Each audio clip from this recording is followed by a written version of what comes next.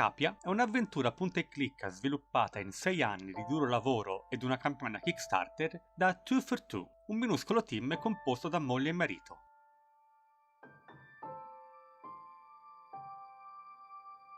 In un futuro e in un mondo imprecisato, il mondo è collassato.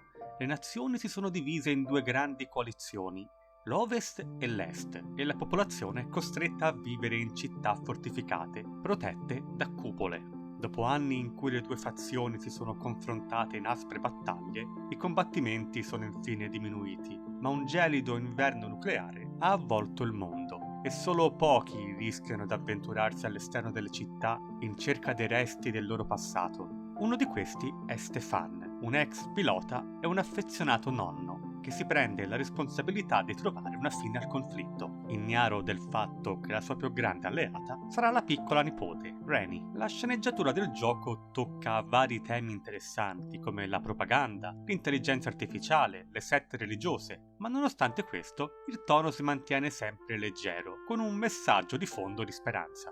Purtroppo la trama non è spiegata sufficientemente bene, ci sono momenti in cui diventa difficile seguirla e ci si ritrova confusi, come se mancassero alcuni pezzi del puzzle. A cercare di mettere una toppa ci sono alcuni dialoghi molto lunghi che cercano di spiegare tutto, ma lo fanno nel modo peggiore possibile. Riguardo ai personaggi, alcuni sono ben caratterizzati ed ovviamente importanti ai fini della trama, altri sono dei semplici mezzi per proporci un puzzle, ed altri ancora sbucano all'improvviso senza motivo apparente per poi sparire, lasciandoci quindi ancora più confusi. Uno di questi è l'antagonista, che appare troppo tardi nella storia per lasciare un impatto. Anche il finale appare troppo affrettato, faticando a far passare il suo messaggio.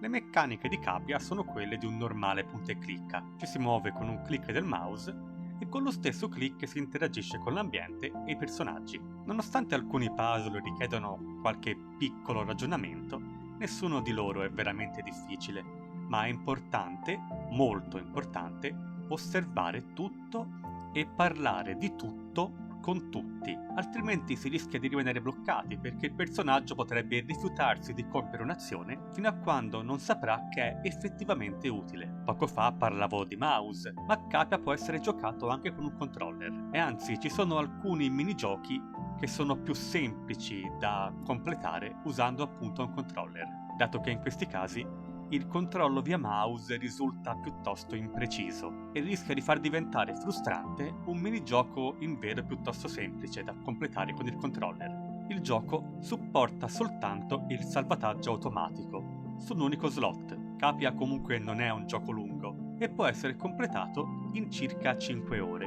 oppure perfino meno, se non si resiste alla tentazione di usare l'aiuto integrato.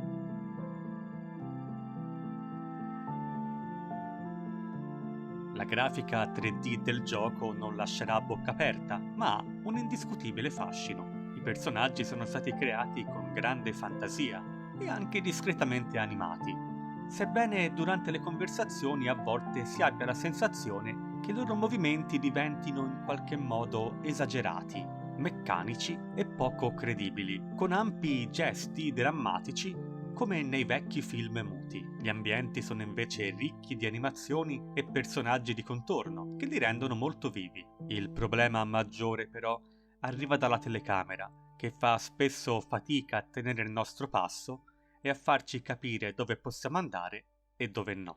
O quando scatta continuamente da un'angolatura all'altra, confondendoci e rendendo difficile muoversi. Il doppiaggio inglese di Capia è altalenante, alcuni personaggi suonano magnificamente, altri accettabili e altri molto meno. Si percepisce inoltre come alcuni di loro sono stati doppiati usando strumentazioni di diverse qualità. Fortunatamente le musiche sono tutte di ottimo livello, con molti brani accattivanti. Capia è ottimamente tradotto in italiano, non solo nei sottotitoli, ma anche nella grafica. Capia tradisce un po' l'inesperienza dei suoi autori, ma nonostante alcuni angoli avrebbero beneficiato di alcune limature, Capia è comunque un gioco godibile. Impressionante, considerando che è fatto da 2 sole persone, ma è soprattutto la storia a lasciare la sensazione di essere stata portata avanti non come avrebbe potuto.